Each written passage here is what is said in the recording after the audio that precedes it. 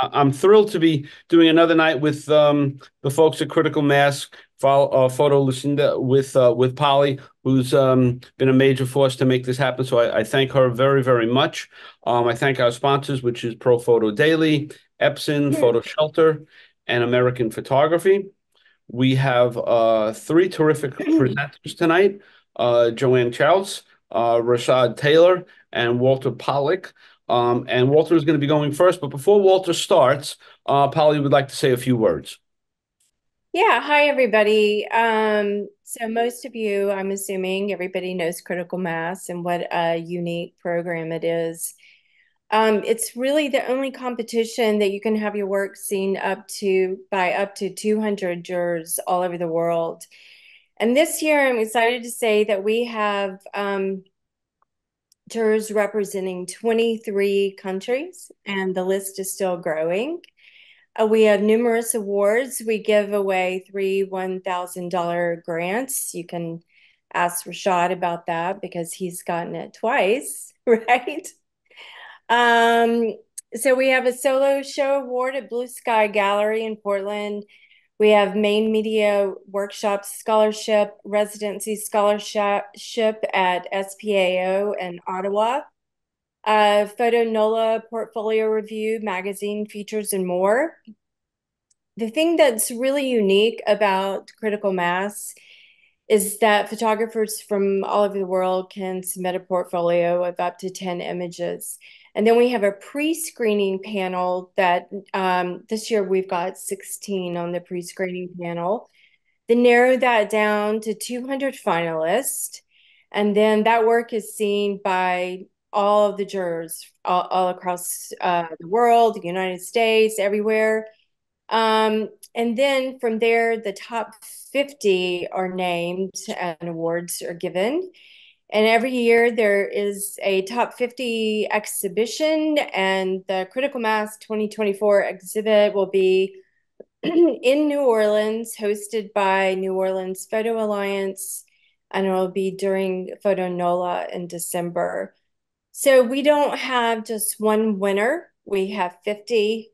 And even people that make the top 200, sometimes are selected for exhibitions and shows and make connections.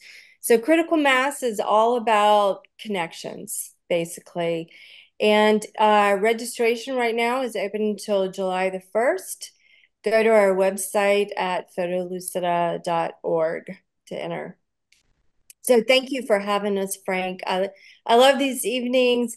I see all the artists' work and I read their artist statements, but I don't get to see them present their work. So this is wonderful. Thank you. No, it's our pleasure to have you, and this is the beginning of a beautiful relationship, Yes. as Bogart said. So one last thing, if everyone who hasn't, if you can go to our YouTube channel and subscribe, that would be great. Jay will put the address in the chat room. But without further ado, I give you Walter Plotnick. Thank Walter, it's you. all yours. Thank you. I'm going to share my screen here. So before I start, I just want to say a thank you to Polly and to Frank and to Critical Mass. Critical Mass has been a really important part of my photo practice, especially since I've met so many different people online or in person. And the one thing that I really want to highlight is that when you're in the 50 category, the jurors, I guess, are either encouraged or required, I'm not sure, to send notes to the artists. And I have a whole list of notes from people, from different jurors from all over the world. And I've compiled them and I read them every couple months because some of them have interesting criticism or interesting observations or just comments about how some of my pieces, kind of they interpreted them. So it's really a great thing. And if there's anybody in this group has not applied, I highly recommend it. It's a great organization.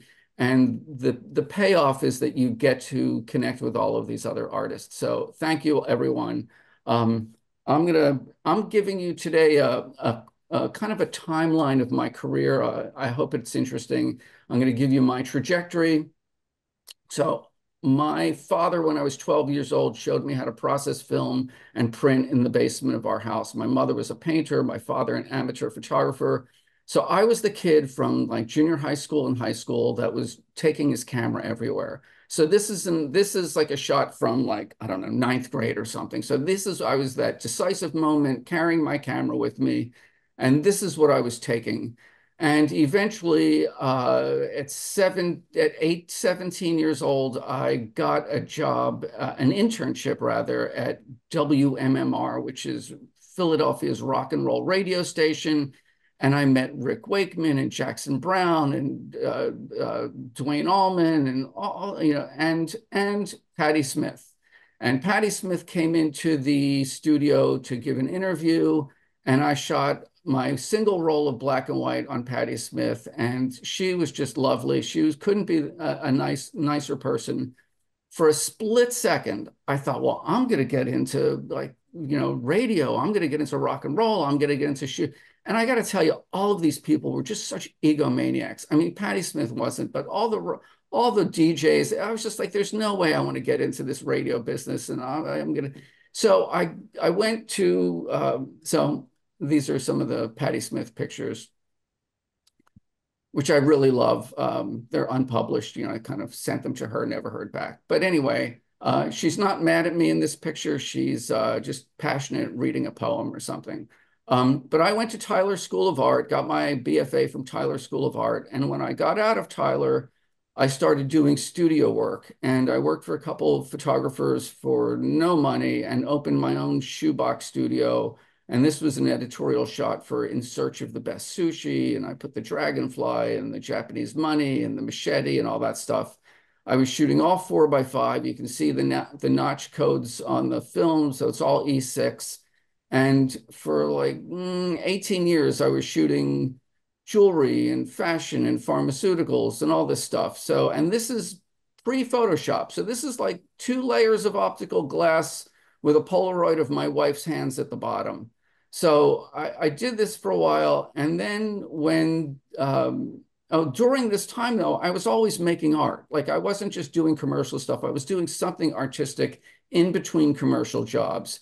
So for instance, I was really into spray painting. So I spray painted this background for this vodka ad. But so that vodka ad background is the same background that I used here. So I was always making some kind of art. You can see the notch codes on this and like flipping the 4x5 film. This is an early picture of my wife.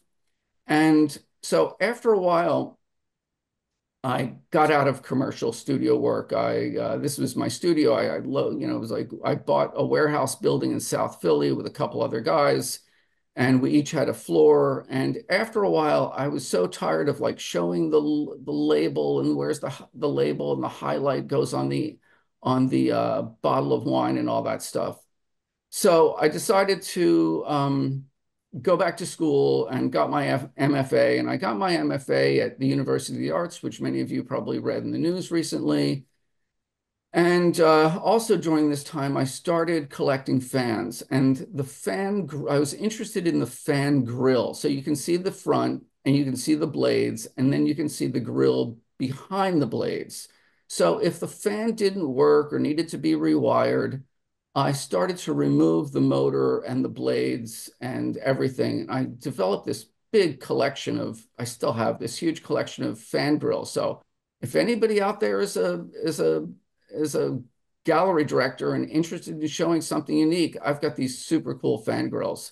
And then I ended up doing something with them. So I'll get to that in a second. So I went to UArts, and while I was in UArts during my grad days, I started to paint and print images on frosted mylar. And then I would have a mirror cut to the exact circumference or diameter of the inside of where the fan grill would mount onto the wall. So these are some samples of those fan grills.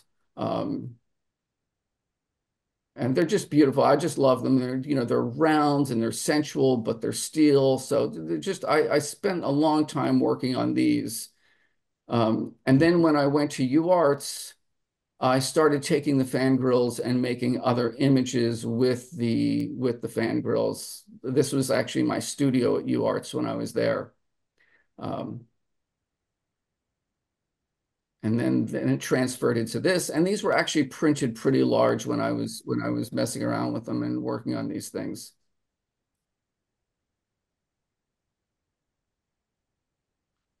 And Robert, then are you still doing that?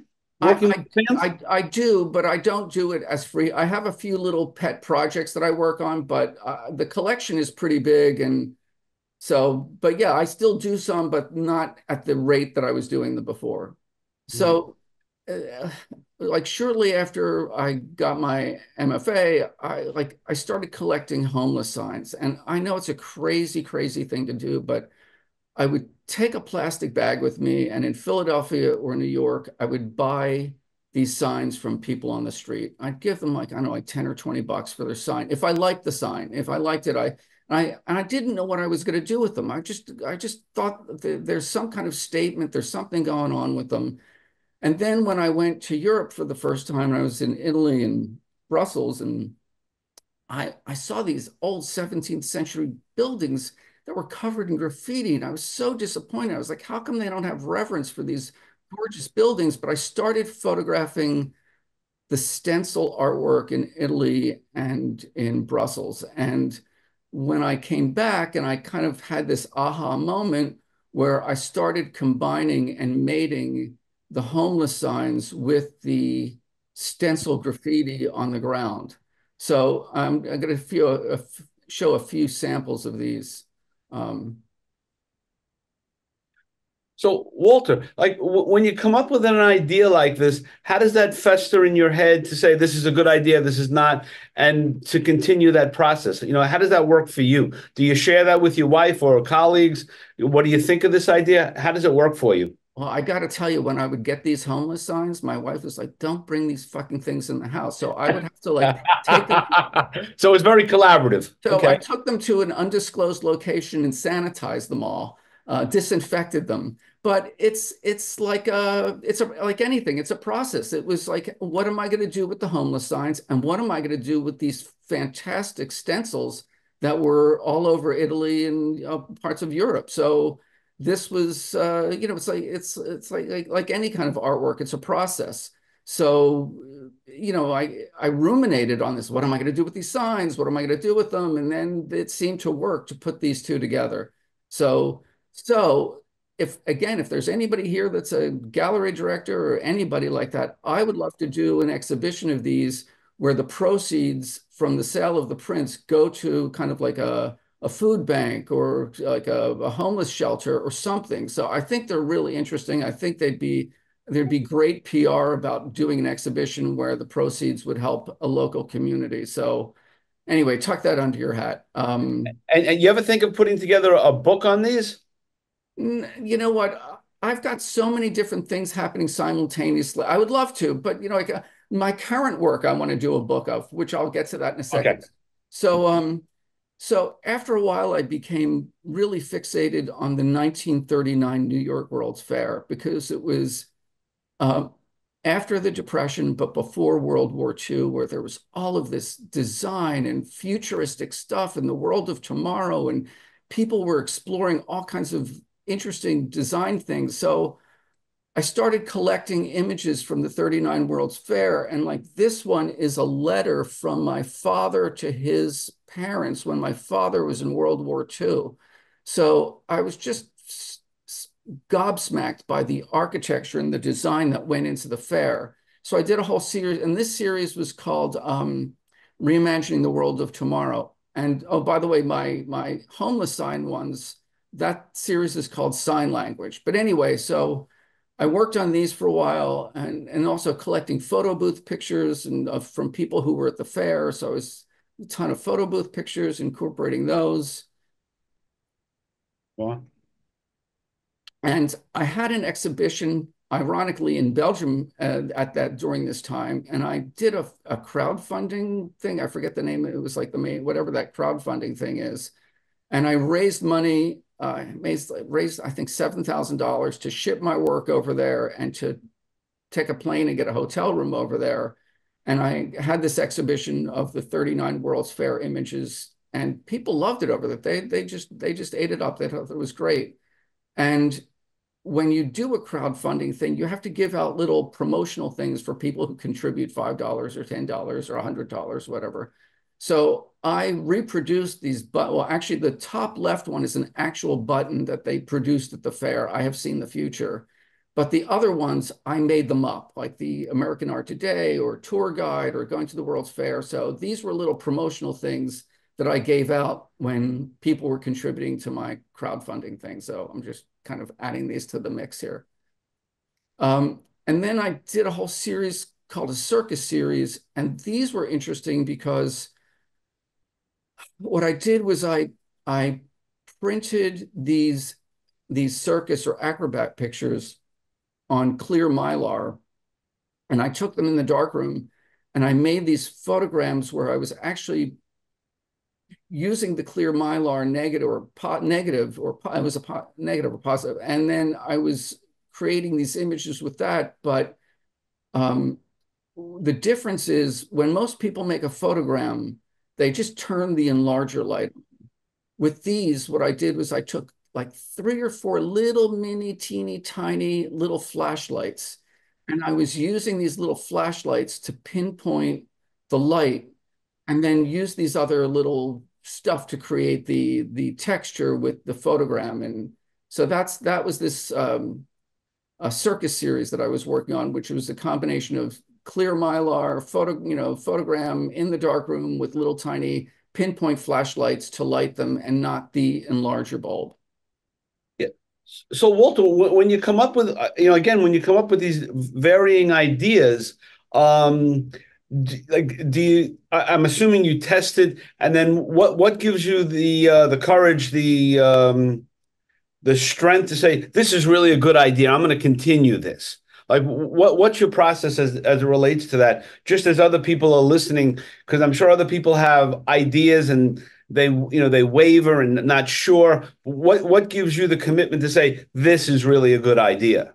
Sure. So after I left my studio, stopped doing studio work, and I was teaching. So I was teaching wet photo in the darkroom and digital photo. And so I'm showing stuff to my students. And just like the fangirls, when I was printing on this frosted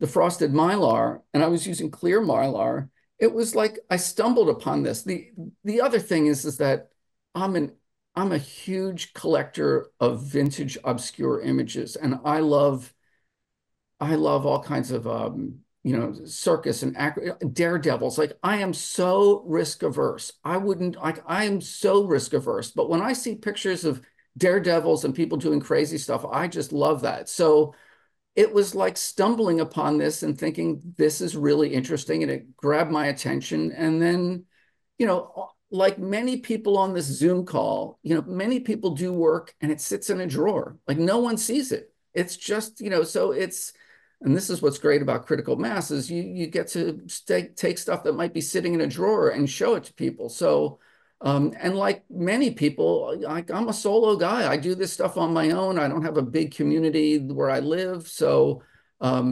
it's kind of the ingenuity, the trial and error, and experimentation. Look, I have a lot of things that are duds, and I don't show the duds. I only show the best ones. So so then this brings me to my current body of work, which is the Surprise Inside series, where I take these cardboard boxes and I open them up and I do some cut and paste and I do some digital process. And I actually had an exhibition in Maryland recently at this Glen Echo Park, which is super cool. If anybody's going to Maryland, it's an old Art Deco amusement park that fell into disrepair. And now it's like an arts hub. There's a dance hall and ceramics and a photo gallery. And it's Wow. super interesting. So if you're ever in the area, I highly recommend it. So these are just layered again with cut and paste and digital process. And this is my bird hotel piece. Again, I love the distressed box. People think I've got my house is filled with boxes, and some of these boxes are the size of like a tissue box, and some of them are the size of a TV box. So I play around with them, but and this is flock box. So this is a bird that crashed into our window and died, and I quickly ran outside and took a picture of the bird before before I had to give it a little burial. But yeah, I just love working on these. They're totally experimental. They take me about 2.5 weeks to do these things. All right. And then, which leads me to this, I don't know if any of you in the 1960s were eating these types of little tiny mini cereal boxes where they had perforated openings where you could open it and eat the cereal out of the box. Now, they still make these cereal boxes, but they don't make it with the perforated opening. And so when I was a little kid, like I used to take doorknobs apart in my parents' house. I was really curious how things work.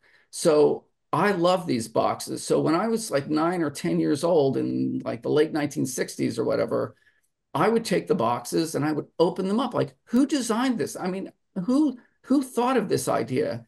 And I would open them up, and here I am decades later, and I'm opening up these boxes. So it's kind of like this thing that was in my subconscious that I remember doing as a kid. And so kind of this is coming full circle, but And this, it's really great to see one of the boxes what it really is, and then what you've created out of it. yeah, I'm glad that you did that. yeah, It gives it a thanks. little bit of context. This is Mr. Holland's tunnel. The Aperture Foundation ran a contest for something at one point, and this was a flag flying at Rockefeller Center, which was pretty cool. And again, I create the drop shadow. These are not the actual boxes. These are editions of 5 prints where I noodle over these things for hours and hours, and then I make the print. And the actual cut and paste box is not complete because some of it's cut and paste and some of it is in digital in post production. And Walter, what is your motivation? Like, you say you work alone like so many artists do. What motivates you to play with these things, to figure these things out? How do you do that on a Tuesday morning? You come into your studio and, all right, what boxes do I have? What images do I have? Like, how does that work for you? Well, my wife goes to Whole Foods and buys a box of pretzels, and I'm kind of like, that has an interesting die cut to it. I wonder what it's going to look like when I unfold it. How long are you married? 28 years. She's a saint. Yeah, well, she's pretty cool. She's a visual person. She's a film person, so we're both visually oriented. This is Mirror Lake. Wow. This is what's this one? Soul Searchers. This is Witness Protection, and I have a whole collection of knife thrower photographs. I just love knife thrower photographs. The fact that someone would stand there while someone throws a knife at them is just beyond my comprehension. Like I'm so, again, like the risk averse part of me is like, that is insane. So that's and I don't know if you can see the pagoda in the background, but all of the boxes are different. I like to look for different shapes. And in my artist statement, I talk about the series is called The Surprise Inside. So when you open the box, just like when you open the cereal box, like what is living inside the box? Like what is flying out of the box, or what's happening inside of the box? This is called Overshoot.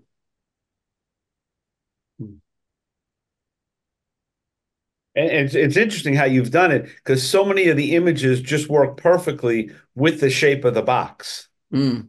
Yeah, right? I mean, like thanks. this is one, the previous one was perfect as well. Yeah. This is Paris All, AWL. So, I love the cherry blossoms and the birds and the Eiffel Tower and the dancer. And again, I'm like playing with all kinds of tonalities and color, structure. This is Watching Blossoms. And the funny story with this is a friend of mine went to Italy, and whenever my friends go travel abroad, I always ask them to look for interesting boxes for me. And this was actually a Chinese takeout container from Italy. There you And go. when I unfurled it, it reminded me of of a mountain range. So that's kind of what, sometimes I'll have these things sitting around for weeks, not knowing what to mate it up with or how to visually connect it. So, And do you have a favorite photo paper that you choose to print on? Question from Howard. you know what? It's I all of these are printed on silver halide matte paper. So, that's, and they're all printed 16 by 20. They're all with a 8-ply museum mat, and they are framed at like 25.5 by 22. And so they all kind of made up. And this is lovebirds. So from all the boxes, I mean, the only box that I could see, and it was after you said it, was the Chinese food takeout. Uh-huh. Is is there any interest in documenting or saying like this is a Kleenex box, this is a cereal, this is a Home Depot box? Is there any value to that, or was that part of your thinking of I should identify the box? No, I look at them as like little pieces of sculpture. Like I think this was like a box that held razor blades or something from Costco. And I was just like, oh, I love the die cut. I just think the die cut is so interesting. But no, I think the manufacture of the box is I like it, I don't think I need to identify the Yeah. box itself. Mm. This is fun with strings attached.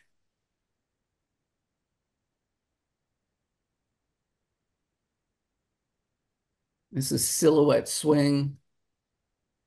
And again, like this is a very elongated box. I didn't know what the heck I was going to do with this thing. It was just like an really long, odd shaped box. And I just love the kids on the swing. 3 of them are at the tippy top near the bar, and 2 of them are down below. And in my artist statement, I talk about, the thrill of when you were a kid of like opening a box. And like to me, whether it's the cereal box or any of these boxes, there's something, I like the childlike. Some of these have some childlike themes to them. Um, in Philadelphia, in South Philly, there was a deli that made a hoagie, a sub called Junkyard Special. So to me, this is my Philly Junkyard Special. And Walter, like where is your where are you getting all these photographs? Well, so when I was, of dealers, collectors, online, you know, I have like a whole series of World's Fair. I just all these categories. So car crash pictures, just things that are I think that are beautiful, things that I think are like have tension to them and have some kind of interesting composition. This is too much fun.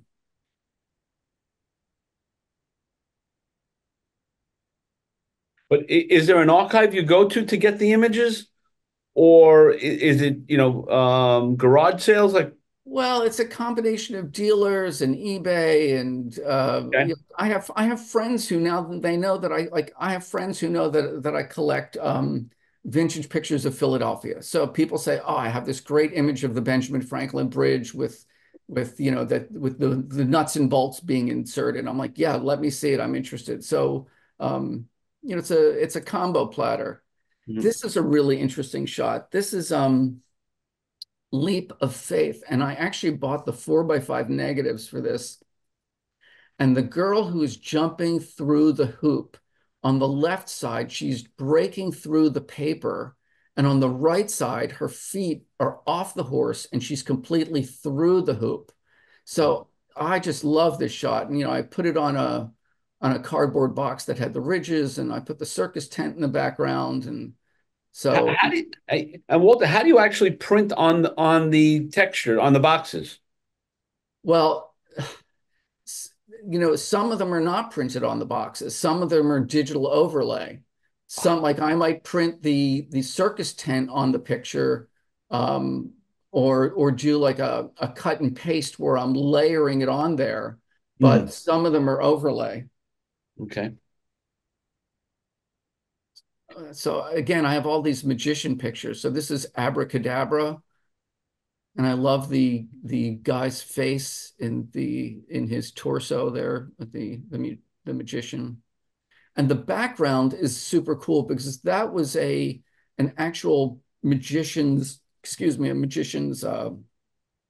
like wooden box that he kept all his tricks in. So I was like, oh, I need to take a picture of that wooden box. It's so beautiful. This is Go Fish, and I just love this because there's this little girl who's putting her goldfish bowl on the gas burner, and she's boiling her fish unknowingly. And then I have the yin yang of the koi fish on the right, and I gave it a little bit of a pink texture, pink, kind of color palette. So, and it's got the old stove. So, like, again, like a little naughty girl boiling her fish. This is Last Call Vandero, and like kind of a little homage to Mies van der Rohe.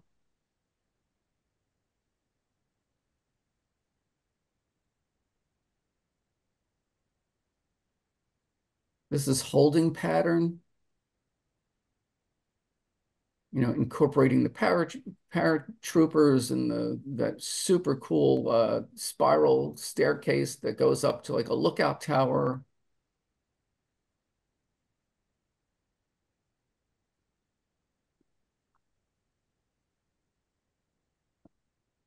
This is Aiming at a Brighter Future.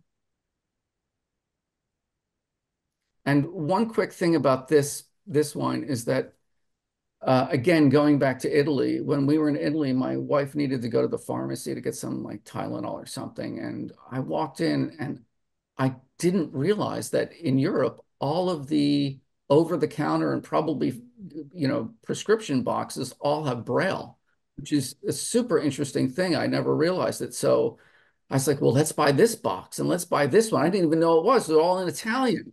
So I started collecting all of these Italian over-the-counter medicinal things because they all had Braille on them. I was like, that is super interesting. I'll be able to use this for something. So, and then the last one in my little display here, and this is Scrapyard. And again, this one has Braille too. You can kind of see some of the Braille. So, anyway, so that's my little career trajectory from That's Patty really wonderful. It's very, very nice. to fangirls to homeless signs to, the whole gamut. So I Yeah, appreciate the opportunity today to kind of run through this because some people from the, uh, critical mass only know my current body of work. So I have a whole little history of different bodies of work. great. No, that's really and it's wonderful to share, and it's wonderful to see the evolution of where where you started, where you come, and how different pieces of your own life play into your imagery. They come back, 20, 30 years later. Like, that cereal box. I remember that cereal box like yesterday that you would pour milk in there. I mean, yeah, and it's great to have a wife who understands you, Walter. Don't take that for granted. Don't take Thank that for you. granted. So thank you. Stick around, and you should take a look in the chat room, Walter. You'll see a lot of wonderful comments from folks. Oh, So thanks. And one last thing, two yes, last things, real quick. yep, If anybody is interested in writing to me about critical mass or anything that I'd be happy to share more of my experience, a really positive experience. And lastly, I'm really interested in feedback from others since I'm like a solo guy, like my head is in the bobbing for apples, so if anybody would like to write to me with any questions or anything, I'm happy to answer anything. So, or if someone wants to share any comments, but thank you all. Yeah, Walter, what you do is put your email address or your website address in the chat room so people can contact you there directly. Okay, got it. Thank you. All right. And now let's go right into our friend Rashod Tayler, who is up next. All right. Thanks, Frank. Let's see if I can get my stuff together here and share my screen.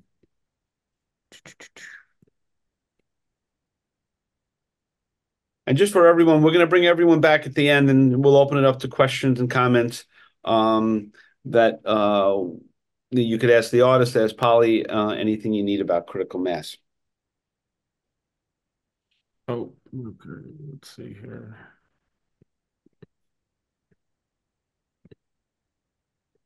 Play from the start. Okay. Can everybody see that? Yes, we can.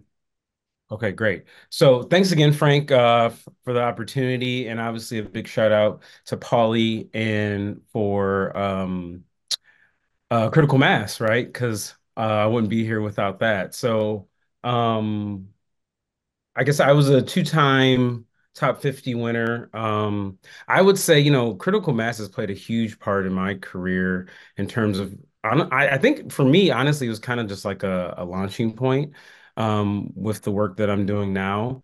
Um, in 2020, I got it for work with my son. And I can, it's hard to count how many opportunities really kind of came out of that with not only curators, but other exhibitions, opportunities for workshops, things like that. So, kind of ditto to what Walter said about just the impact of critical mass. And yeah, if anyone has questions or want to pick my brain, feel free to email me and love to share more. But big kudos to Polly, and I don't know if it's just Polly or Polly and the team, but It's mostly Polly. yeah, that's what I There figured. you go. With your predecessor, I think it was about the same too. So Yeah. I really appreciate you and the organization, and obviously a shout out to all of the pre-screeners and jurors that are a part of it each and every year, because I know that is a big commitment for them in terms Yeah. of time, because those things don't just don't happen overnight. Thank you, Rashod. Thank you. All right. So I guess for me, I'm gonna just kind of dive into just the one series, a little bit of progression of my America series and some of my wet plate work. Um, and just kind of dig in a little deeper on that. But I wanted to start out with this amazing photo by Joni Sternbach, who's also a critical mass. I can't remember what year she won, but it kind of goes along with my story. So I'm from the Midwest, been photographing, oh gosh, since high school, really. And I was at a point in my artistic career where I was shooting digital. I've always shot film, but I was shooting some digital, and I really just kind of wanted to get back to making things with my hands as it came to photography. So I saw this image and a couple subsequent images from Joni, and I thought to myself, "Oh my God, these are amazing! Like, what's this process? How do you do it?"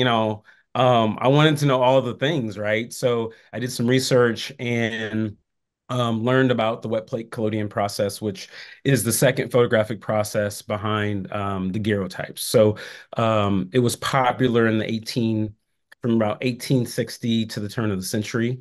And essentially you take either a piece of glass or tin and you coat it with collodion, you synthesize it in silver nitrate, you put it in a camera, whether it's mostly large format cameras, but you actually can use a Holga.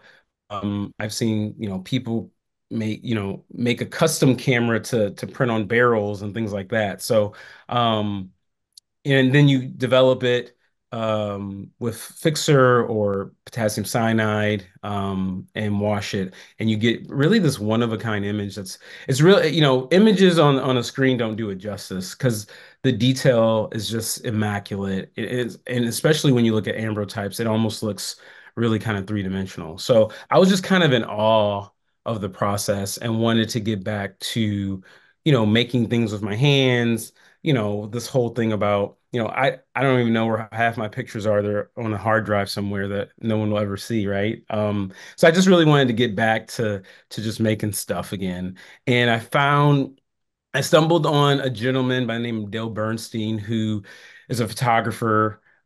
Dale did just like a weekend class in Indianapolis, and I lived in Bloomington, Illinois at the time.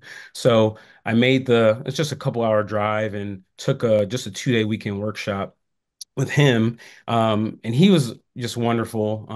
His eyes kind of claim to fame. He's a photographer, but then he has a lot of amazing stories as he assisted Richard Avedon, Arnold Newman, um, Irving Penn, printed for Irving Penn. So like, he had amazing stories. So we, talked for hours, and I still keep up with Dale. So and obviously with web plate, it's one of those things that, and this is an image of Dale, by the way.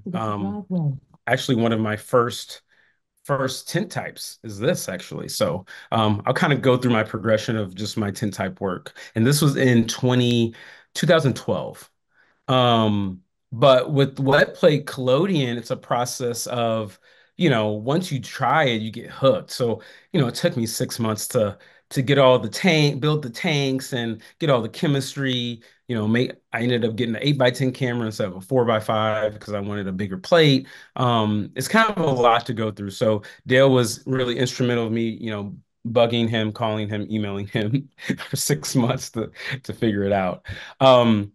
So from there, I kind of just I'm more of a portrait photographer. So, the first inclination is, make portraits, right? So I, really just kind of experimented with this image is with studio lights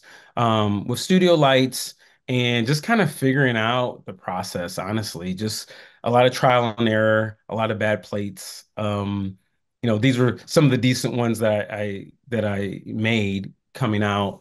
Experimenting with photographing outside, because photographing outside, it comprises of taking a portable darkroom out and, taking, 5-gallon jugs of water out. And, it brings its own set of challenges for the process. So kind of, toying with that and figuring out, how to make these images that I want to make, how to kind of find my voice with this new process. So a lot of these images are, from 2012 to maybe about 2014 or 2015. Um, and really just trying to, yeah, just figuring out where I wanted to do. So I would say, so this project, My America, really stems from just this, the way I felt, especially kind of came to head in 2014, with the death and shooting of Trayvon Martin. So that kind of really impacted me a lot because I have a young son. And I just thought about, what if that was my son or a friend's son or a nephew or a brother, and so that really kind of hit me. And I was kind of, dealing with that reality of, I've lived it. It's my truth being a Black man in America, but just really being able to express that truth and use photography as a vehicle to have that kind of conversation. And really that was kind of the precipice of My America. I really just wanted to show, from my perspective, what it is, being a Black man.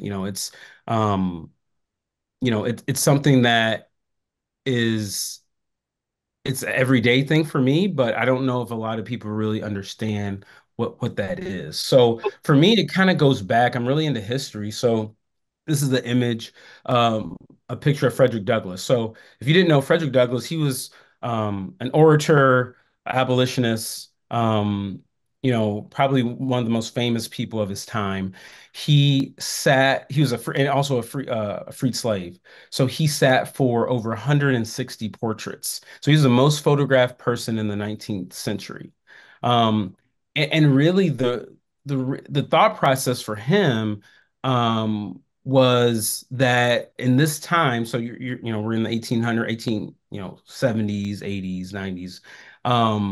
The picture that media and society had of Black people were they were enslaved, slave Africans. They were looked at as property, all of these things. And he wanted to really show through photography the power of an image, right? He wanted to show that, this view of Black people with dignity and respect that's equal to any white man.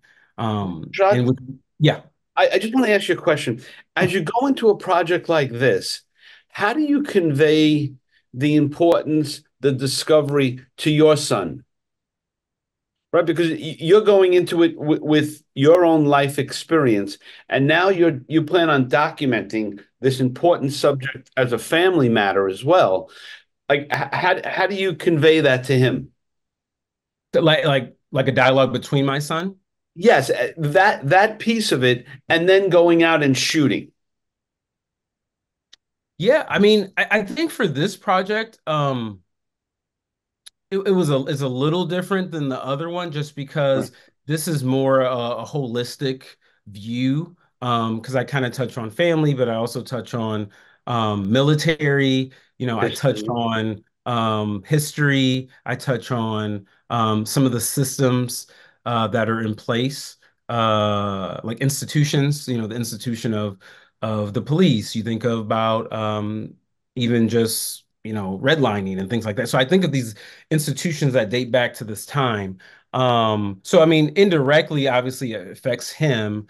I would say that um, as he gets older, it's one of those things that, hey, I want to talk to you about what this project is about and how, it affected me and how it affected you just because of it's about the greater conversation with being Black in Yeah, America. yeah, that's really where I was going Yeah. with this greater conversation, and it changes as he gets older, right? With different things that become more important or more clear to him in his life experience. Correct. Yeah, exactly. Exactly. I agree. Right. I mean, it just evolves, right? And I guess the other question is, how do you convey to him hope, or how do you Yeah. convey to him injustice without him being jaded by life experiences that you're documenting? Yeah, no, I think it goes. I'm always trying to answer this question is what is, what does it mean to be, what does it mean to be like patriotic, right? Or what does it mean? How can someone love a person of color, like, love a country that has hated us since it's the beginning, right? So it's Yeah. this dichotomy of love and hate. And I always try to kind of ride the middle because it's both, because there's days that it's hard. And then there's days I, it's, hey, life is not too bad. So for him, I would say, I feel like he is really this representation of the next generation and what that means, to society, of the next generation of children and young adults that are coming up who've seen injustice and are fighting against it, right? mm, Kind of akin to think about like the civil rights movement and things like that. Different, obviously, but the thought process is still kind of the same in terms of we're a lot of fighting. similarities. So, exactly, right. So I think from that perspective, it does give me hope. And I'll show you, actually, there's an image that Yeah, yeah. really speaks to that, of that hope. But it's what is patriotism really? And it's that question that I always ask myself too. Right. No, great question. So let me keep moving here. So Frederick Douglass. So, and really the thing is, when I started to research Frederick Douglass, I read his autobiography. It's called The Narrative of the Life of Frederick Douglass, an American Slave. And really it gets to the point of just showing Black people in a different light and showing power and dignity and respect, right? So that was the reason why he wanted to be photographed so much. And that's really what I really tried to tie into to the thought process behind the series, is that photography is power. And if you use it either you can use it any way you want, but for me it's really trying to use it to make a statement and to have a conversation. This is a famous image of what Peter, some people call it scorched back. This was around 1863. Peter, the narrative around this image is just that he was an escaped slave that joined the Union Army. Obviously the scarring on his back is due to being beaten viciously. And it was really just this proof of brutality that a lot of people in the North at that point didn't really see of what slavery really what it really was, right? We're not talking indentured servitude. We're talking, you get beat to a pulp or die if you don't, if you're not in line, right? So this image really kind of set ablaze when you think about abolitionists, and it helped really fuel the fires, during the Civil War. So again, it's kind of just bringing home the point of photography is power. And then obviously I have influences like Gordon Parks. This image is American Gothic. And, going back to the previous point I made, it's just really about this idea of, patriotism and, you know, this American dream that that is out there for white people, but black people don't have that same dream, or they don't have the ability to more so they don't have the ability to achieve that dream. And he obviously Gordon Parks was a social justice warrior, and a lot of his photography was about documenting the black experience. So all of these things I'm taking in and really trying to bring it into this um bring it into today, bring it into this my contemporary idea and thoughts about America. So, for this image, this is actually a triptych called, so this is the past. You know, obviously I have the influence of the What Peter image. I wanted the image to be dark, but just kind of representing what we were, what we've come from, right? And this image is called The Present. I have the motto with a hoodie on. Obviously, the American flag is a prop that I use pretty regularly in the series. Um, and you know, and whatever thoughts that the American flag brings, I want to let's have that conversation. When we talked about hope, that's really what this one, I'm thinking about, what the next generation brings, what that represents. Is that your With boy? Yeah, that's my boy. That's my boy, Eh, LJ. Yeah. LJ, So what's his name? LJ, LJ. LJ. Yeah, I think so. Gosh, this was in 2020. So he was 4. So he actually, and again, a little bit more about webplate. A lot of the exposures are really long. So, I mean, this one wasn't too bad. I think this is about a 6 to 7 second exposure. But I mean, obviously, I'm talking to a lot of photographers. So long exposures, you got to be perfectly still with a portrait or it's going to blur. So he did a pretty good job. I would say excellent job of staying still for this. And just his expression. It, Beautiful. yeah. Um, and this is called The Future. Kind of, And do you explain to him, the thing that's going on here? yeah, not as much. I mean, I did. I mean, I made this picture like 4 years ago. So I mean, Right. he was 4 years old, didn't really have much of a Yeah, yeah. idea. But I would say as he gets older, it is more of a conversation that comes up via just Right. him living his life at school and things that happen. And so I try to give him as much as he can, you know, handle Absorb. in a way, or break it down Yeah, where he can understand. Yeah, yeah, I exactly. get it. So in the series, I do a mixture. Like, so I'll have some still lifes. I'll have, as we move forward, portraiture, and then the latter. What I've been working on lately is more landscapes, but really just using symbolism to get the viewer to kind of think about, oh, well, what does this mean? Let's have a conversation.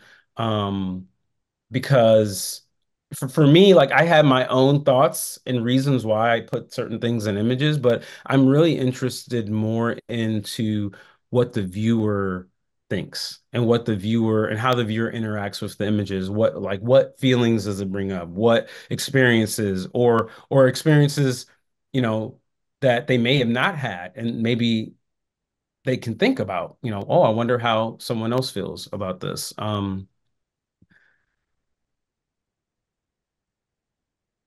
So a lot of portraiture. I'll mention something about this one.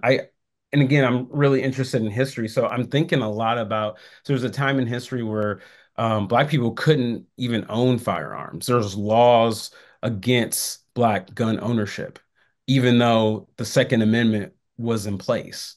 And I just think about that, and even today, it's almost like it's not controversial, but there's this, I would say, anxiety or intimidation for actually Black gun ownership because I think about even my personal life. I own a firearm, but like I'm definitely afraid to have it in my vehicle, even legally, because you just never know what can transpire if I get pulled over, right? So, I mean, that stems, that goes way back, right? And also it's a ploy of power when you think about laws and legislation to stop a group of people from doing something, whether owning guns or whether it's redlining or whether it's all the number of things that go on. So really it's this conversation of, well, how how does America impact, through laws and things like that, the lives of people of color.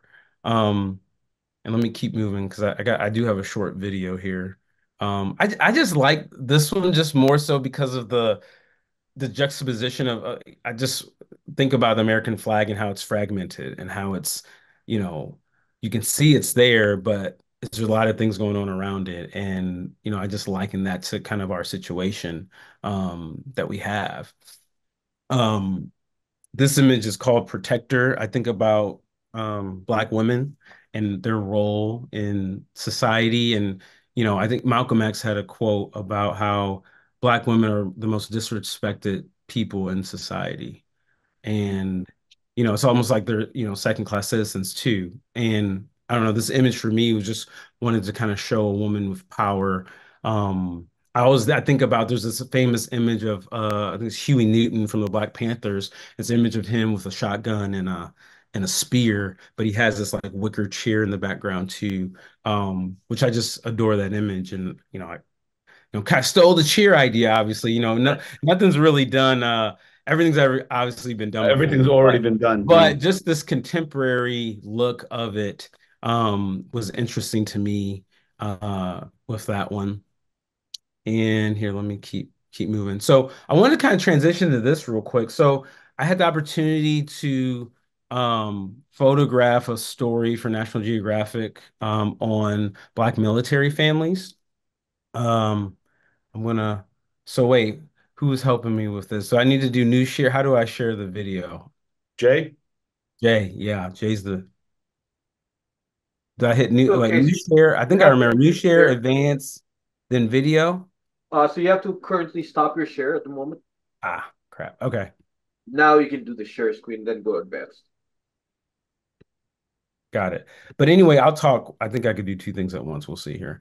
But I had opportunity. I pitched a story to National Geographic on Black military families, really stemming from this series. Because in my mind, hey, if there's a way I can leverage and have someone else pay for my fine artwork, that I'm going to do it.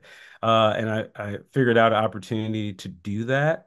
My family has a lot of military service in our history, so my my great uncle was a medic in World War II.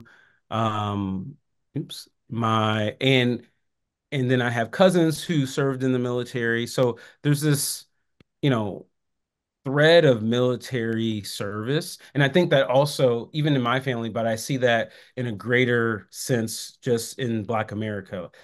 Joining the military is almost it's this thought process of, oh, this is our way out. Like this is our way out of either the hood or a different socioeconomic state. Like if I can get my school paid for and get paid, this is a way we, at least have seen in the Black community as a way for that and an opportunity. But then it also obviously goes back to the question of, you think about history and how Black soldiers were treated. Not only, you have Civil War, Vietnam, World War I, World War II, all those wars.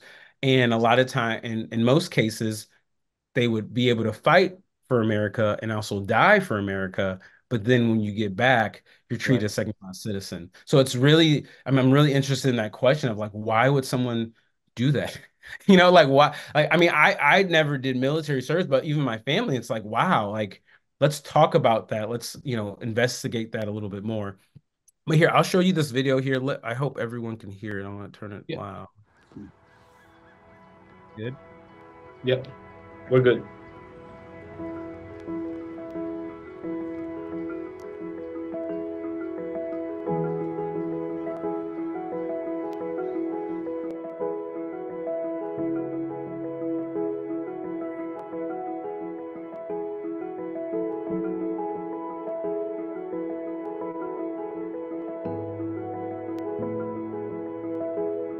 Hey everybody, so I'm about to pour this plate and walk you through step by step of the process. So first step is pouring, and let's see if I can do this properly.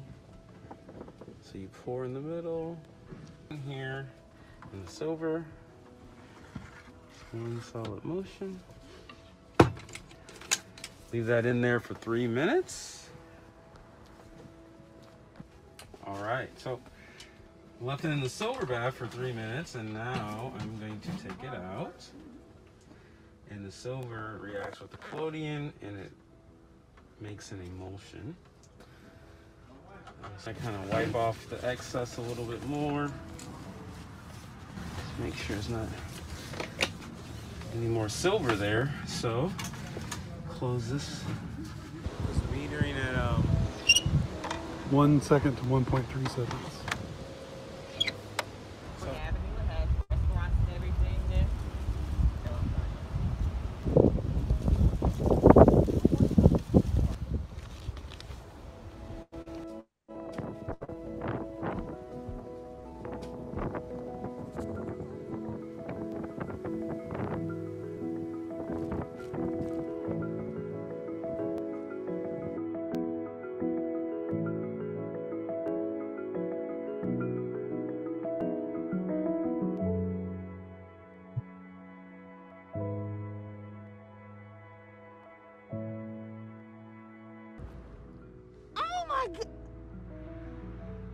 Oh my God. oh yeah, how's it going? That I like is the pink in the back. that is awesome. That is awesome.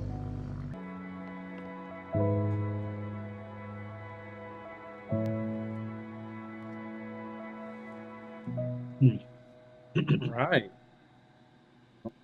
We'll stop that. So that just stops sharing and then go back to the thing, right? Perfect. So, So, Rashad, yeah. just a question for you. When you go into a project like that, how do you leave some of your, and I'd say this with all respect, some of your bias to the side? Or can you?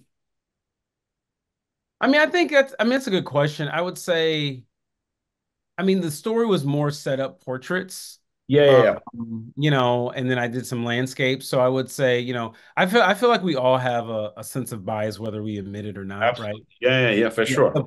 subconsciously. I think for me, I kind of thought more about, hey, these images are my family, right? So this is my cousin. So I think for me, it was just kind of the love that I have for them it's a bias for sure that I tried to give the sitters. Mm, I think, yeah, so this was a special story really because it was of my family. I think I approach other stories with, I try to have empathy for mm. whoever cross, the Yeah, yeah, lens and be respectful regardless of, why I'm photographing or what they yeah, did or got yeah, did do. I mean, that's a good question. Yeah. So I mean, I think I try to approach everyone the same, but obviously with family, it's yeah. you can't really, yeah, I Yeah, can't really say I do. right. Okay. No, I no. just be honest. Because it's a very, of course, it's a very personal project, and it's generations you're looking at here of respect for serving the nation, and then to your point, you come back and it's not right. A lot of it is not right, and how do they work that through? Right. I Yeah. mean, How do you work that through when you're willing to give your life up and you still don't and you're not treated fairly when you get back home, right? I mean, yeah, that that is a fundamental question. Like, how are you not like jaded or have hate, And I feel like it's really the ploy of all in some instance Black Yeah. Americans, right? You think about that, Yeah. like, Yeah, yeah, totally. I love America, but it's a complicated relationship, you Yeah, know. that's nice. And that's being nice, right? We could go all the Yeah, way yeah, on yeah. the Well, other end, but I try to like keep it balanced if I can, right? right, and that's where I was going. Like how do you do that as a photographer? You know, yeah, Yes. You're right, because as a photographer, you definitely can be unbalanced or skewed one way or the other. But I feel like even though it's a complicated conversation, I still try to show both of my own feelings, right? I have feelings of love and hate. right, yeah, It's like whatever, right? So I try to show both. How about that? So I think if I can do my best to show both, that's at least a fair way that people can assess it and right, people can kind of see.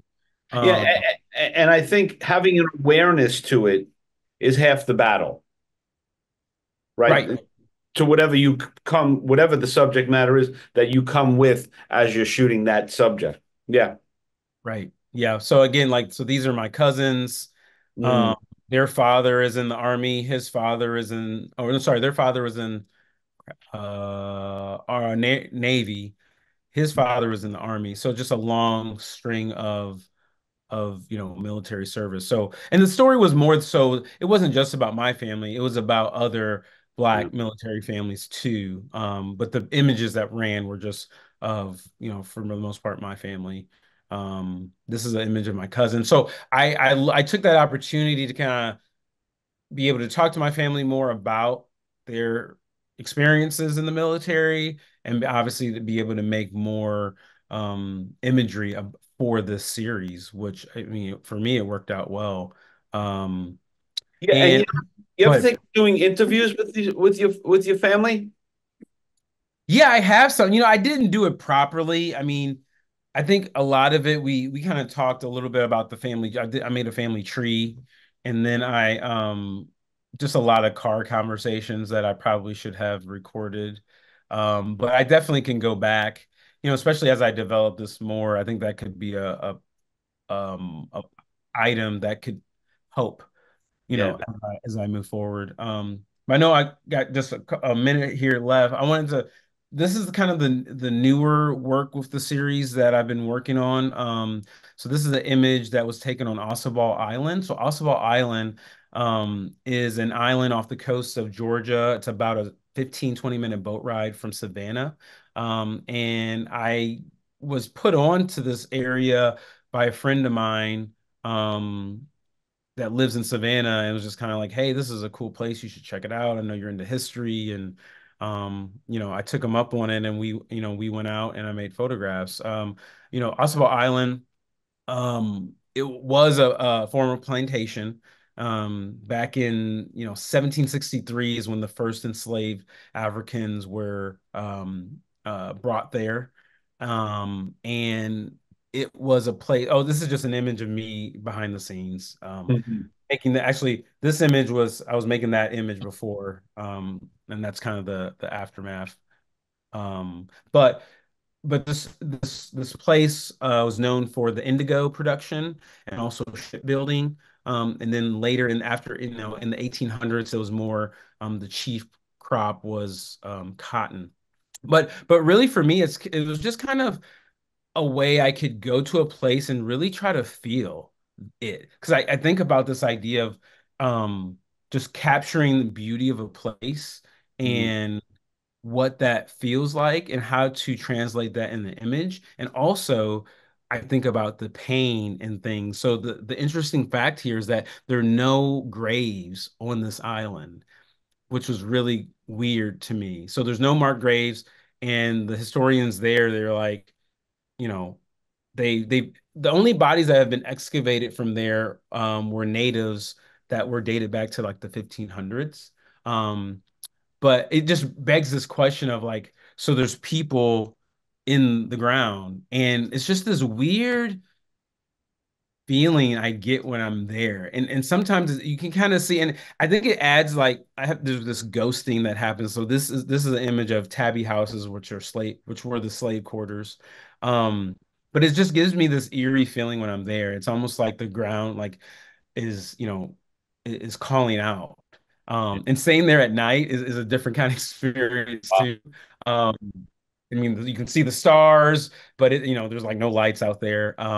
It's just kind of this surreal experience, and it was really interesting for me because I'm really interested in like kind of capturing this beauty, but at the same time, the brutality of enslavement that was in this place. So really just trying to capture that in photographs with the wet plate collodion process. And then lastly here, I'm going to wrap up here.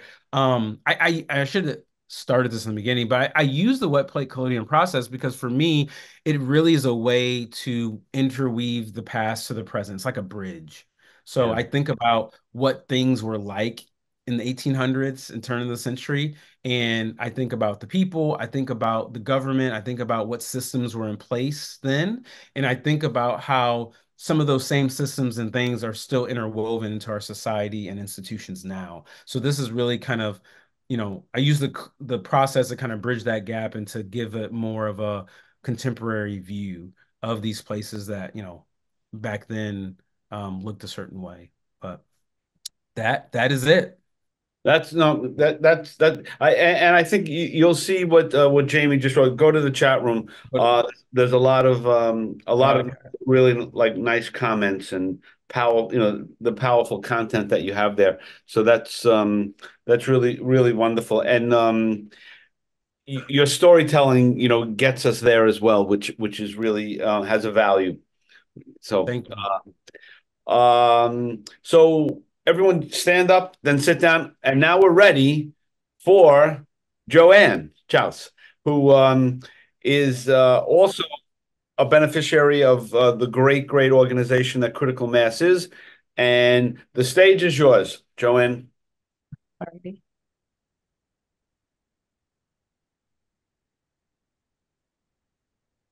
Okay, I'm going to just pull up one image to start. So can everybody hear me? Yes. Okay, so and maybe I'll even start to go through them. Well, no, I'll just leave it like this. Polly had sent an email and she said, could you maybe expand upon that you get to pull together a collection of images for an edit for critical mass. And so I've been in the top 200 for a number of years, but then for the last 2 years, I was in the top 50. And these images, these first like 17 images are work that was in the top 50 this past year. And then I also was a Aperture finalist this year. So the work in this collection of work is a little different from the work that I started out. So when I finish getting through this, I'll go to the work that led to this. And so this work is all like hints and clues where you don't see me so directly. I've been working in self-portraiture for probably, let's see, maybe 8 years. And why am I doing self-portraiture? I'm always trying to understand. The first time that I made a self-portrait was in 2013. And I was actually super surprised to see what I looked like. I've seen myself in snapshots, but I never, so this is, okay, so I'll just keep going. Anyway, I, this body of work, well, let me go back. I also want to, forget it, I'll do this. So this body of work was pre-COVID, and some of it was made up in Maine, or a lot of it was made up in Maine at Maine Media. And my friend JP and I rented houses together. And I was in the process of thinking about a lot of things. I was in a transition. And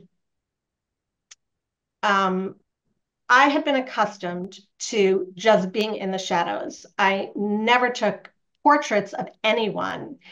And I didn't start taking pictures realistically or super consciously until 2000, maybe 2010. I think I started taking class at ICP in 2000, but I still didn't make pictures of people. There were never people. They were just streetscapes and that kind of stuff. And I took these pictures in 2013. It was an assignment, and I'm like, I just couldn't believe what I looked like. I never saw myself. Like it was the first time I'd ever seen myself. It was very strange. Every time I make a self-portrait, it's the same thing. And so I started doing this project where I was dressed in 1950s clothing, and it was an attempt to try to understand what it was like for my mother to be a young mother in the 1950s. I was born in 54. And most of the clothes I was connected to it. They belonged to somebody that I was connected to. And at a certain point, I had to I'll go back through these pictures again so I can make some comments on them. These pictures, these were COVID pictures. This was pre-COVID, and then this was COVID. I'm like, oh my goodness, I can't travel anymore. I can't do anything. We're just stuck at home. So I went back. The very first self-portraits that I made were these that I made them in the studio. And so this was like in the beginning of 2020, like March. I went back into the studio. I'm like, what am I going to do?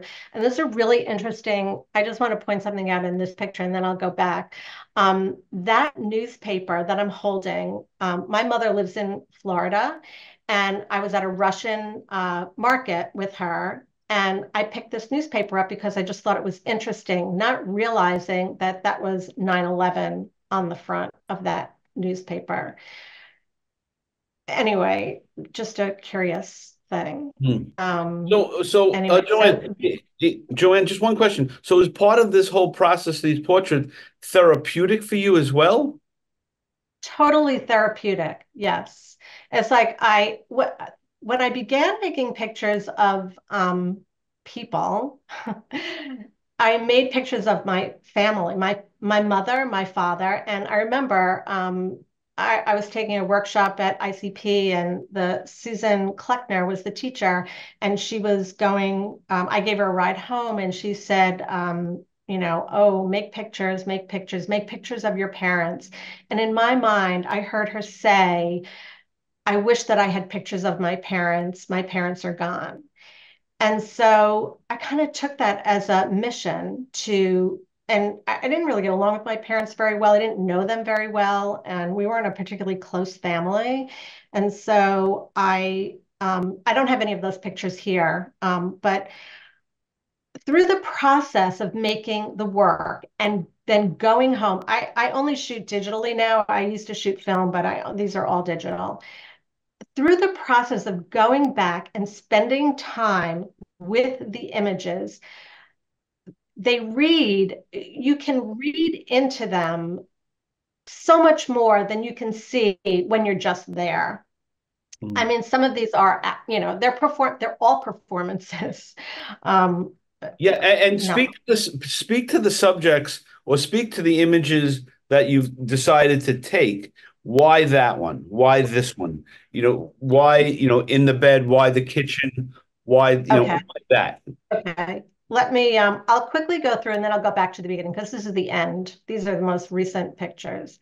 So I'll go and I'll stop at a couple of pictures. I mean, okay, so like this picture, this was early 2020, just before COVID, and to me, it's very Hopper-esque. I was passing by this diner early, like 8 o'clock in the morning, and I'd never been there before. I was in a new town and went in and saw these red banquettes. And a lot of my work, obviously, is about color, and placing myself in these scenarios. And then I imagine like what it would be like for a person, not this one in particular. This was just all about, light and color. But I could talk about this one too. But I could go back to it. And let me see if there's some, I'll go forward. So these are like the critical mass pictures that, so they are, I'm sorry, I'll go back a little bit. So they're more suggestive and not, and as you can see in the later pictures, they're not quite as direct. And like in the earlier work, this is a later picture also, more recent, critical mass picture. And then when I get to like this was also a critical mass picture. This was also during COVID, and you can see my gray hair. But I remember in my neighborhood, so I'm always looking for locations. I mean, when we used to travel a lot, it was easy to be in a house and have a location and create scenarios. And I would travel with, trunks of props and costumes to see what a place felt like, and see what would how I could make something. And then I transport myself emotionally into another place to be the person in this picture. So in this picture, it was night, obviously. I mean, actually, it was a lucky picture. Oh, I see there's something wrong on the bottom. Oh, well. But I had this party dress, and there was that horse behind. And so there are a lot of metaphors, obviously. But what I wanted to say also was the process of there was like a 7-year period where I was making this 1950s style work. And, as a young child and then growing up, I was just very comfortable to be in the shadows. I didn't want to be front and center. I was very comfortable being in the shadows. And through the process of making this work and having recognition for it, and I began to realize that I had a voice that nobody ever wanted to listen to. And so this work is more confrontational and more direct. And I needed to do that. I needed to see myself. As I said, I was always so surprised. Every time I made a picture of myself, I'm like, oh, wow, look what you look. And I mean, my demeanor is kind of the same in a lot of the pictures, but there was an evolution in the work. So like Frankie said, was it therapeutic? I mean, this picture, I just have to tell you a little story about this picture. So we were going to somebody's house for dinner, and it was snowing like crazy. And I'm like, oh my God, I have to go make a picture in this location that I know of. It's amazing that it actually came out. I had my camera covered, this jacket. And so the interesting thing is in a lot of the pictures, the clothing belong to somebody else. They're not all my clothes. So this was my daughter's jacket. It was like a Janis Joplin jacket that she had in college. And anyway, that's the story here. And in each of the pictures, people say that they're very cinematic, and there's a story in every picture. So, like Joanne, in a situation like that, I have to go. I have to go, and I know it's snowing. I Yeah. got to go. I have the jacket. What does that motivate? Why? What in your heart, your soul says now is the time to get there? I did not do photography my whole life. I did some photography when I was in high school, very little. And then I took snapshots of my kids. And then I worked until like 90, when did I, 92. I did a bunch of stuff. Then I took local photography classes. And then I started taking classes at ICP. But why I had a lot. What I was trying to say was I had to catch up. I just had to catch up because I felt like I haven't been doing this my whole life. I have so much to learn. I have so much to learn. And so it was like an intensive 10-year period of making pictures all the time. And honestly, like when I make pictures, it's how I connect to myself, to the world around me. I see better, it slows me down. And I make these pictures that have a resonance and an emotional quality. And, I feel like a connection to the place, to the time, to myself. I think I feel connected to them too. Um, Would you like your parents to see these? okay, so I have two daughters who are in their 30s and they hate this work. And my husband hates this work. And my mother, she doesn't have the patience to look at this work. My dad has passed. But the work that I made of my mother and father, my mother, she didn't like that work either. And actually, like I was commissioned to make, like fine art portraits for people, and they didn't like that work either. So I just do fine art and I do it for myself. And if I'm in the process of editing the work down into a book right now. But this image, I was in Amsterdam and came back to my room. I picked the room because of the wallpaper. I had the dress with me. I always travel with props and costumes, never knowing where I'm going to be or, but anyway, and I came back to my room and it's Amsterdam and the lights and the big shutters on the windows. And so I played with the shutters and made this picture.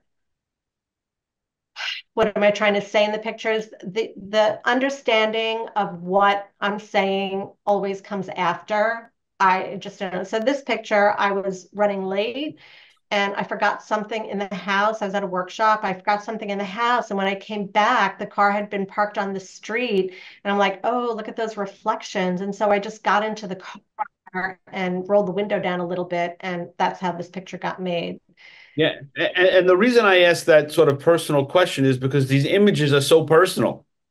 You know, They they're are so, very personal. they're so intimate that you want to you want to peel back the onion to know more. Which is why they're it's an incredible collection. Thank you. I mean, it's an interesting thing that now that, these pictures, I made these, a number of years ago. So, they're not super current. The more current work is, I'm less front and center, but I needed to make this work to step out of the shadows and be in the limelight. And now I'm comfortable going back into the shadows again because I've already made my declaration that I'm here, I exist, I can stand tall, and I make good work, and it resonates with people. Yeah, no, it certainly does. And who were you showing that to? Who did you need to prove that? I think I needed to prove it to myself Yeah. more, just to myself, because yeah, just to myself. But the outcome of it was I got this great collection of images and of women who are and it's not only, I mean, of course, they're all me, and it's they're not autobiographical in that they're not photojournalism, they're all performances. So I just go into this head of who would be here. This is like, I call this 5 a.m. I was sitting there, that light is from my computer. And I'm like, okay, what is she doing at this hour of the morning, sitting there like this? What is her secret? And that became, it, in each of the images, there's some kind of story like that. Like, Yes. Someone put a good question. yeah. Do you feel closer to your mom portraying her? Well, through the whole process, yeah, we resolved our conflicts pretty much, and I developed a voice where I could understand myself. Do you want me to go back? No, no. And These two images are just stunning. I thank love you. Yeah, so my friend JP, who is in the audience here, we've done a lot of trips together up to Maine. If he was in a workshop, if I was in a workshop. And this is a funny story because there was a third person with us. This is a kitchen in one of the houses. And so the other fellow was in the bathroom. That's a bathroom. And I saw him and I'm like, oh, and then they left for their workshop and I was in the house. I'm like, oh, what can I make over here? So that's how this picture, I mean, a lot of the work is made serendipitously.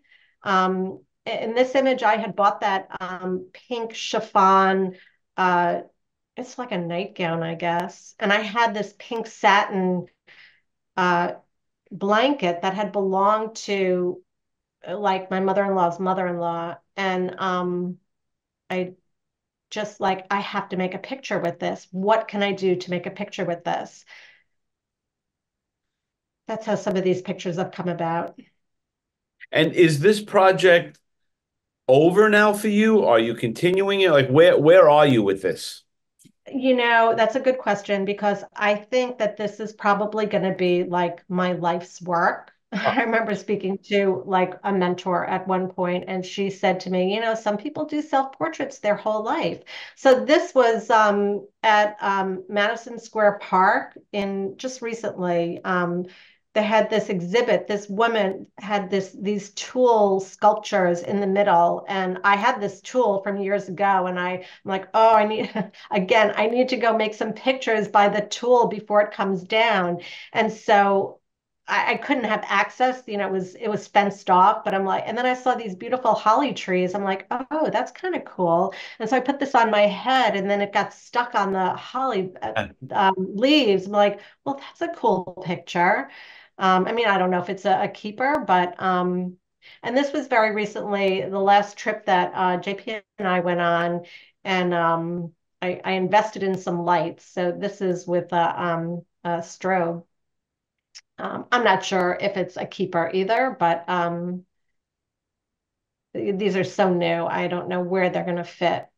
And this is, I don't know where this is going to fit. I'm just showing that this is like the most recent work that I've made. Mm. Anyway, should I go through them once again? No, yeah, I mean, unless you have something else you want to share about them, we're fine. We could open it up to questions and all of that. If Okay. you, I think, did I cover everything? I mean, is there anything else? You know, like as I'll go through them one more time since it's my turn.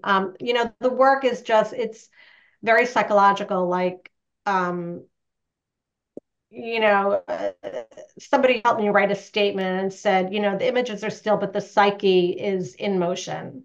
And so that's kind of like how I operate anyway. I'm like always thinking and looking and trying to understand things.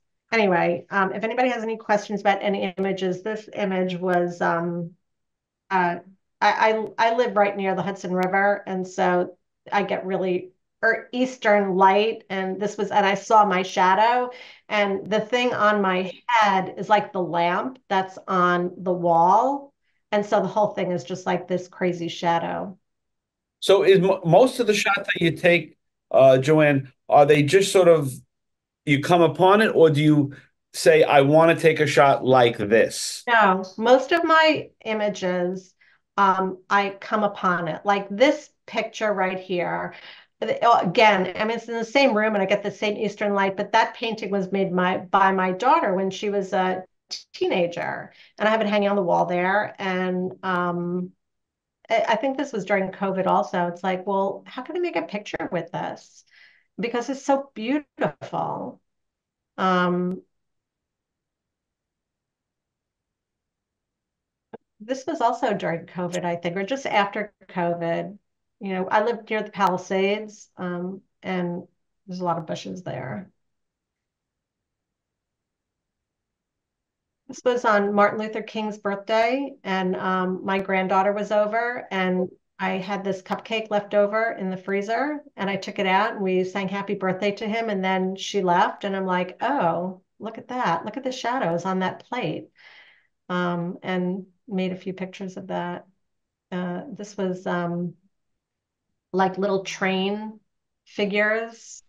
and I lined them up in this antique powder puff thing as, all versions of myself.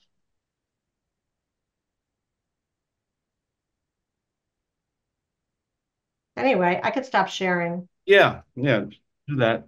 Okay, And stop sharing. um anyone has so let's Jay, let's thank you very much, Joanne. That's really beautiful, beautiful work. Thank Um you. and you answered the one question perfectly. This will be a life's journey. So you'll keep I on think, doing it, which is I think great. so. Yeah. Which makes all of us happy because if you check in the chat room, you see a lot of really really nice comments about your work.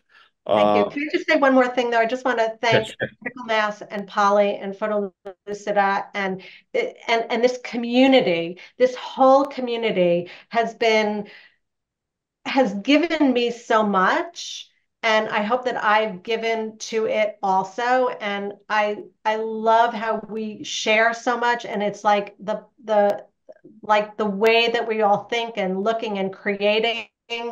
And in my regular life, I don't have that so much. So I'm very grateful to have this community. Yeah. Yeah, that's your sentiment is so right on. Organizations, like what Polly is running now here at Critical Mass is so important to all of us because, like Walter was saying before, a lot of us are alone. And you need this community. You need people to say, hey, wake up, shoot it this way, or this is great, or why don't you try that? And all of that. And that's like sort of a byproduct of this great competition, is that it brings us all together. It brings the judges who normally wouldn't see this work to see it. And wait, I just want to say one more thing. Also, Polly had said, like, how do you put um, images together? You have to put 10 images together. How do you do that? And it's like, well, it takes a long time to like gather the images. Things come in and things go out. And you're like, well, how does this feel? And then you resequence them and resequence them. And then I don't know, somehow like I've entered some of those other 1950s images for Critical Mass and they didn't make it to the top 50. But it's interesting that these more clues and hints and like fragments are the ones that seem to be recognized more. So it's just kind of interesting, the powers that be, that's what seems to be And you know what I really like about Critical Mass is that there are so many judges, so you're getting so many viewpoints from people all over the place who are in tune to this or in tune to that. So really, to get in the top 200, the top 50 is really, there has to be mass appeal. And that's really really hard to do. So credit to them. But another great night with all you wonderful presenters and wonderful bodies of work. So Walter, what's next for you? Well, I'm continuing to collect boxes. We're going to have social services is going to be visiting you Frank, later this week.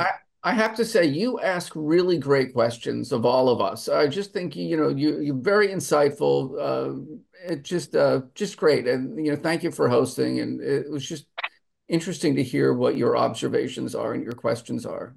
That's very very nice for you to say that. I appreciate that, but still, social services is coming. But yeah, that is not. But you know what? Like, if it's like all of us, I mean, if you looked in the chat room, people who are engaged, are engaged and they want to know, and on and on and on. So you're going to still collect your boxes and still with your project. So that's great for all. And one thing you should all know, and everyone knows this who comes on, the door is always open to come back. You have new work, more work. You're doing a print sale. You're doing a book. You just have to, give me a buzz. I'd like to come on and we schedule you right in. I mean, that's a standing offer for everybody. And Rashod, what's up next for you? Just photographing. I plan to go back to Osabal in February, but I'm trying to put a group together actually for the fall. So if anyone wants to go, email me because I have to like have a certain amount of people to be able to have access because the state of Georgia owns it. So anybody can't, you just can't go there, right? So Right. yeah, Yeah. So put your email in the oh yeah, chat okay, and your I'll do website. that. Yeah, so no, looking forward to that. And yeah, I mean this summer I'm doing, some workshops. But really looking forward to photograph more. Well, that trip, if you put together something, I could blast it to our audience. Okay, I'll make sure I send that to you, Frank. I'll make a note of that and I will send it to you. That'd be awesome. Yeah, any way we could help you is, we'd love to. We'd absolutely love to. Um, I and just Joe, want to say, oh, can I just say one more thing? Rashod and Walter, amazing presentations and amazing work. I just loved hearing what you guys do and have to say. Oh. so we'll open up. If anyone has any questions, just fire away. Or if you want, you can put it in the chat room. I could read them. Yeah. So this is just another wonderful night with. Can't turn video on. I have a question. Yeah, go, Stefan. I think Joanne said it at some point that she had to take the picture first and then the sense of it kind of came later. Basically how I work too. I just have to take the pictures. When it comes to the artist statement, I mean, I have bodies of work where you could put a gun to my head, I couldn't write about it. And I never really understand why I have to. And I always say, if I could write, I would be a writer, right? I would not be a photographer because I'm a photographer because that is my way of expressing myself. So how do you three deal with the artist statements? I mean, you all have a lot to say about your work, but writing about it is still another thing. Great question. Why is it so important? Why do the pictures not, speak Tell for the story on its own. Yeah, I mean, often I think, yeah, people, I mean, if you're going to do an artist talk or something, people want to know a little bit more. And the interesting thing is that doing an artist statement helps you to figure out, well, why did I make this work? And what is this work about? And it just helps you understand your own process better and your work better. Does that make sense? funny thing is, I've done presentations and all that. I can talk about my work like all night long, but when it comes to really putting it down on paper, I mean, it's a whole Hard. different ballgame, yeah. Hard. And most people I know who enter all these, including myself, but I usually just keep it short. But other people have it written by other people. Oh. Half of the artists I know, they don't write their own statements. So what's the point, really? Well, I mean, I think the artist statement gives the viewer or the juror a little bit of context, Right. so that you're looking at these images, and now I know where she was coming from. I know what he was trying to make us see, because sometimes, especially with and this is a great competition in that you've got a lot of images and an artist statement.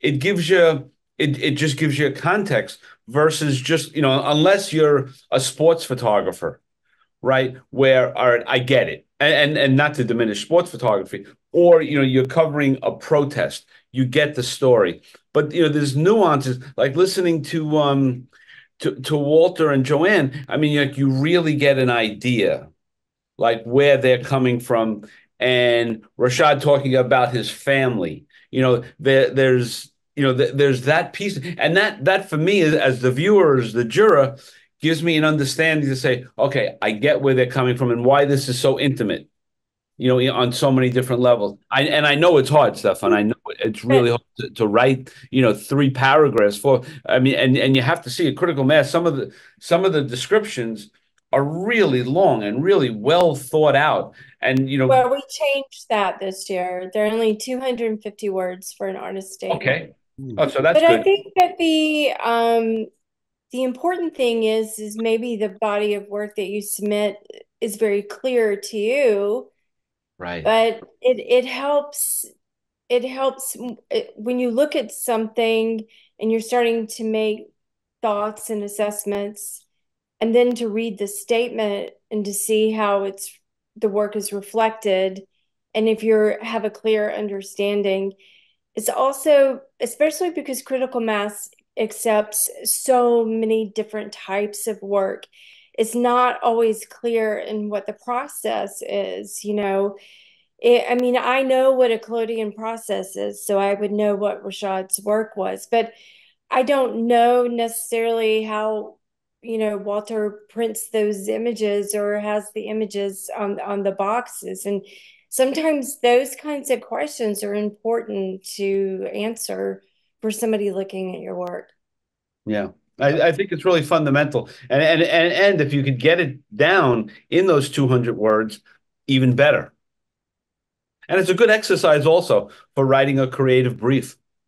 There's actually a good blog post on your website that talks about the artist statements and how to put it down in three points. Right. This is Harris. I'm not sure if you can hear me. Yes, we can. My video is not working for some reason. One thing I wanted to say, I've had to write, I guess, almost 300 press releases, which are also artist statement for exhibitions. And I think that there's obviously a lot of routes you can take, but I mean the general rules are don't use any art speak of any kind. Use plain speak to describe what you're doing. A lot of us really don't like it when people say, I'm doing this to express myself because it's already evident or you wouldn't be doing it. So don't state the obvious. And so, but I think I was trained by Alan Coleman. Most of you know him as A.D. Coleman. And he was the original photo critic for the New York Times, the New York Observer, the first person to get a National Endowment of the Humanities grant for photo criticism. And what he recommended was when you write about art, especially photography, don't be afraid to place the context in which it was made, because without the context, the the viewer may really not have any of your assumptions. You don't know what country they're from. You don't know where they're from. A protest may not be a protest to them. They may not understand, let's say you're doing street culture in Philadelphia and you're photographing tagging or illegal motorcycles and stuff. They may not understand if this is meant as glorification or is it like a concern or a combination of both. So I think that the way to approach talking about your work is usually, really plain speak. Like try to imagine, like you say, try to imagine explaining it to your mother. You don't have to be condescending. You certainly don't have to assume people aren't smart. But but the minute you drop all the art terms and you get rid of the self-centeredness of the description and you describe what are these photographs of. I used to have my students who had to write gallery reviews as a requirement. There were like things they had to ask. What is it? Is it an exhibition of photographs? Are they black and white, color, whatever. Number two is, are they figurative? Are they of something? Or are they like more of an abstract? And then the third was, what are they describing? What is the context? And then fourth is, does it work for you? Not really about whether you like it or not, but does it work?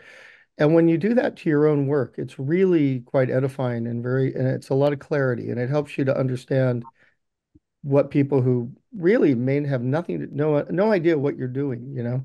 So that's my 2 cents. Thank you. Good point, Harris. Oh, there's Linda. Okay. Yeah. Any other questions? Any other comments? Well, with that, what's that, Stefan? Great work, all of it. Yeah, and Stefan, you have homework. You have to write a brief. You have to write a brief and read it next month, and we'll review it. All right. You're the first person we've actually given homework to. Yeah. Well. Yeah. So, Polly, why don't you send us off for the evening?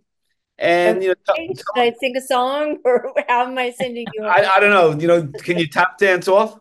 A lullaby, bedtime story. It's here on the East Coast. So, Well, I just wanted to say thanks to Joanne, Rashod, and Walter for participating. I know it was a little bit of a quick notice when I sent that to you guys to be here, but we just appreciate Frank doing this, and it's just wonderful to see your work in this format, because when I'm reading artist statements and looking at it on the screen, it's a completely different thing. So I hope everybody else enjoyed it as well.